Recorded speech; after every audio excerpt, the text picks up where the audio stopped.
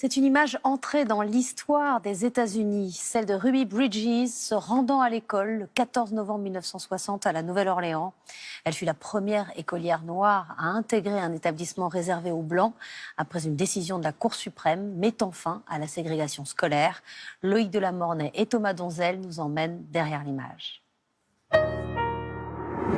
Elle a mis sa plus belle robe, ses souliers vernis, emballé son déjeuner dans son beau cartable. Les symboles bien innocents d'une petite écolière de 6 ans, pourtant protégée par ces grands hommes sérieux, des agents fédéraux qui font rempart autour d'elle. En ce 14 novembre 1960, Ruby Bridges entre au CP à l'école élémentaire William Frantz de la Nouvelle-Orléans. Une photo qui fait l'histoire, car derrière l'image, c'est la haine qui accueille la première petite fille noire au cri de non à la déségrégation.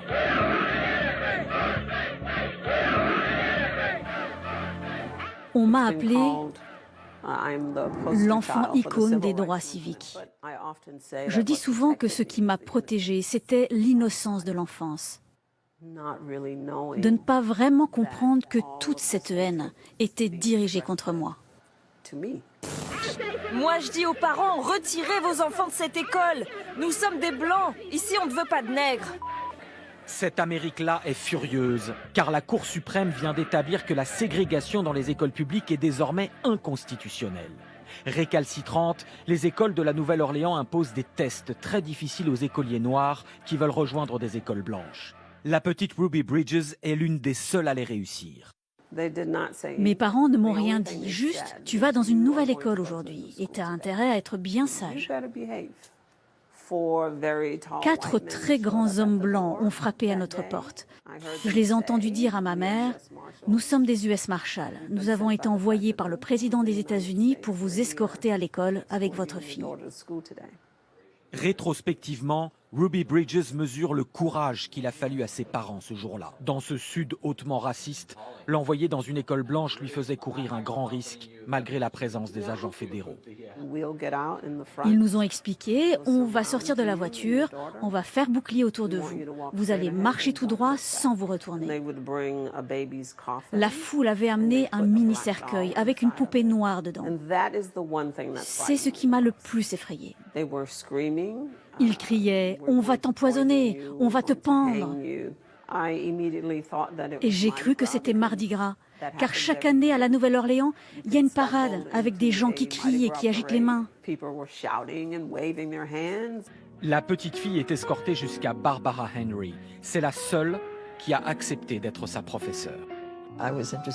Moi, je voulais juste enseigner, peu importe l'origine des enfants ou leur couleur de peau. Je me rappelle l'avoir regardée et pensé « Mais elle est blanche, elle ressemble exactement aux gens qui crient dehors. » Donc je n'étais pas sûre de savoir comment l'accepter.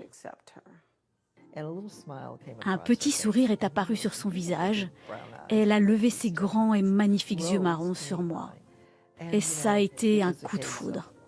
Comment ne pas craquer pour cet enfant et dans un moment pareil? Pendant 1 an, Ruby sera sa seule élève. Aucun autre parent n'a autorisé que leurs enfants la rejoignent. À la fin de l'année, la professeure menace de dénoncer la directrice à la justice et obtient que Ruby puisse enfin rencontrer d'autres élèves. J'étais toute contente de pouvoir me faire des amis. Et un petit garçon m'a dit « Je ne peux pas jouer avec toi. Ma mère me l'a interdit parce que tu es une nègre. » Je connaissais enfin la vérité. Pourquoi l'école est vide? Pourquoi je ne peux pas aller à la cantine? Pourquoi il y a ces hommes qui surveillent la porte de la classe? Pourquoi je ne peux pas jouer dans la cour? Il avait répondu à toutes ces questions parce que tu es une nègre. Heureusement, la haine finira par s'estomper un peu les années suivantes. Des décennies plus tard, Ruby Bridges deviendra agente de voyage et retrouvera l'un des agents fédéraux qui l'avait protégée. Elle a fait tout ce qu'on lui demandait. Elle était très bien élevée. Et on pouvait sentir qu'elle avait une sacrée force de caractère. En 2011, elle est invitée à la Maison-Blanche par Barack Obama, qui a fait accrocher ce célèbre tableau de Norman Rockwell, inspiré de son histoire. Le président aura ces mots : « Si je suis là aujourd'hui, c'est grâce à vous. »